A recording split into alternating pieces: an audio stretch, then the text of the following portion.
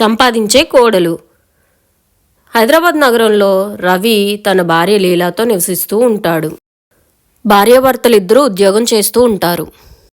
రవి ఊళ్ళో ఉన్న వాళ్ళ అమ్మకి ఫోన్ చేస్తాడు. హలో, ఎలా ఉన్నావమ్మా? నేను బాగానే ఉన్నానమ్మా, నువ్వెలా ఉన్నావు? నీకొక గుడ్ న్యూస్, నువ్వు నానమ్మవ కాబోతున్నావు. ఎంత మంచి వార్త చెప్పావు. నేను రేపే బయలుదేరి నీ దగ్గరికి వస్తాను. నాకు చాలా ఆనందంగా ఉంది. అమ్మ పట్టణం రాగానే కొడుకు కోడలు చాలా గొప్పగా స్వాగతిస్తారు. ఈ టీ తీసుకోండి అత్తయ్య. వేడివేడి పకోడీ తీసుకొని రా అమ్మ కోసం. లీలా కిచెన్లోకి వెళ్ళి 2 నిమిషాల్లో పకోడీ తీసుకొస్తుంది. ఇవి తీసుకోండి అత్తయ్య. కోడలా, ఏమన్నా మ్యాజిక్ చేసావా? ఇప్పుడే నువ్వు కిచెన్లోకి వెళ్ళా వెంటనే తీసుకొచ్చావు. అత్తయ్య, కిచెన్లోని సీత పకోడీ వేస్తుంది, నేను తీసుకొచ్చానంతే.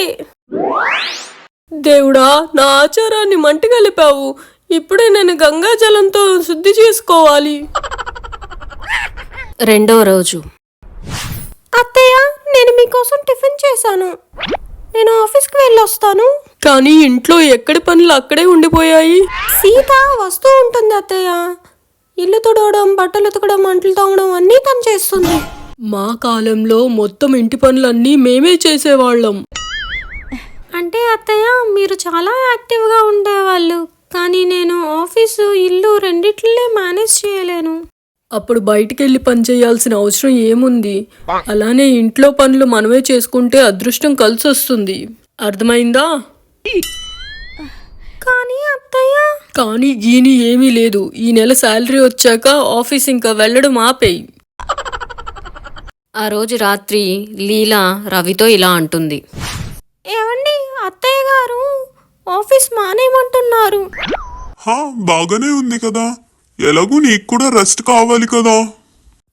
కానీ రెస్ట్ ఎక్కడ దొరుకుతుంది? సీతను మాన్పించేయమంటున్నారు పనిలోంచి. 24 గంటల్లో నువ్వు ఆ మాత్రం చేయగలుగుతావు కదా. కానీ నాకు జాబ్ చేయడం ఇష్టం. ఇంటి పనుల మీద శ్రద్ధ పెట్టలేను నేను. తర్వాత రోజు ఇద్దరు ఆఫీస్కి బయలుదేరతారు. నా మాటకి ఇంట్లో కొంచెం కూడా గౌరవం లేదు. అత్తయ్య గారు, ఈ రోజుల్లో ఖర్చులు పెరిగాయి బాగా. ఇద్దరూ జాబ్ చేస్తే గానీ గడపలేమిల్లు. ఏం చెప్పాలనుకుంటున్నావు నువ్వు? నా కొడుకు నిన్ను కూర్చోబెట్టి పోషించలేడంటున్నావా? మొత్తం ఇల్లంతా నీ వల్లే గడుస్తుందంటున్నావా?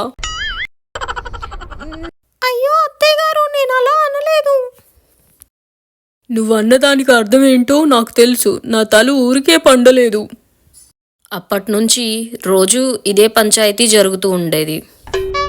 రవి కూడా ఈ గొడవల వల్ల విసిగిపోయాడు. ఒకరోజు లీలాతో ఇలా అంటాడు. ఎలా అయినా నువ్వు మెటర్నిటీ లీవ్ తీసుకోవాలి కదా, అదేదో ఇప్పటి నుంచే లీవ్ తీసుకో. కానీ ఏంటి, నా శాలరీ బాగానే వస్తుంది కదా. చివరికి లీలా రిజైన్ చేసింది. పిల్లాడు పుట్టగానే ఇంట్లో అందరూ చాలా సంతోషిస్తాడు. కొన్ని రోజులకి రవి ఫైల్ చూస్తూ ఉంటాడు. ఏమైంది రవి, ఏదో కంగారుగా కనిపిస్తున్నావు? లీలా, అది మన సేవింగ్స్ అన్నీ పిల్లాడు పుట్టినప్పుడు హాస్పిటల్లోని తర్వాత ఫంక్షన్కి అయిపోయాయి. ఒకవేళ ఖర్చులన్నీ ఇలాగే ఉంటే తర్వాత కూడా. నేను ఈ విషయం చెప్పడానికి వచ్చాను. రేపొద్దున్న మున్నాకి హెపటైటిస్ టీకా వేయించాలి. అది మనం కొన్ని రోజులు పోస్ట్పోన్ చేయలేమా? అస్సలు చేయలేము. రవికి ఇప్పుడు అర్థమవుతుంది తను తప్పు చేశానని. శాలరీ తగ్గడం వల్ల ఆ ప్రభావం ఇంటి మీద కూడా పడుతుంది. తర్వాతి రోజు, నానా రవి, నా కళ్ళజోడు, ఈ మందులు తీసుకురా అమ్మ వచ్చేటప్పుడు. చీటీ ఇస్తూ అమ్మ చెప్తుంది. రవి, మున్నా కోసం డైపర్స్, పాల డబ్బా తీసుకొనిరా. అలాగే ఈ లిస్ట్లోనున్న సామాన్లు కూడా తీసుకొనిరా. రవి కోపంతో చీటీని నలిపి పాడేసి అరుస్తాడు.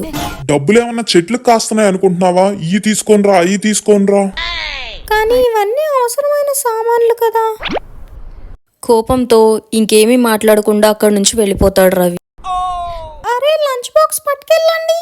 లీలా పరిగెట్టుకెళ్ళి డబ్బా అందిస్తుంది.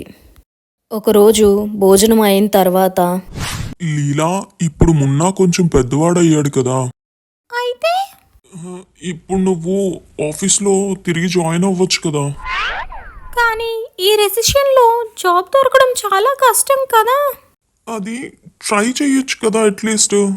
మరి మొన్న అమ్మ ఉంది కదా, ఒక ఫుల్ టైం మెయిడ్ని కూడా పెట్టుకుందాం అవసరమైతే. కానీ అత్తయ్య గారు ఆవిడకి ఇష్టం లేదు కదా. అప్పుడే రవి వాళ్ళ అమ్మ అక్కడికి వస్తుంది.